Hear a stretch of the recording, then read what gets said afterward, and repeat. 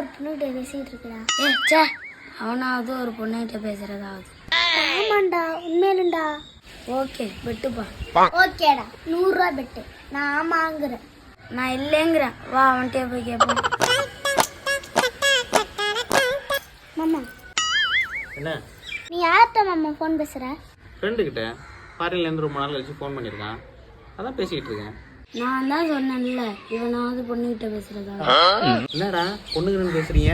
இல்ல, நீ ரொம்ப நேரம் ஃபோன் பேசிட்டு இருந்தியா? அத அந்த புள்ள பார்த்து ஏதோ ஒரு பொண்ணுகிட்ட பேசிக்கிட்டு இருக்கோம்னு சொன்னுச்சு.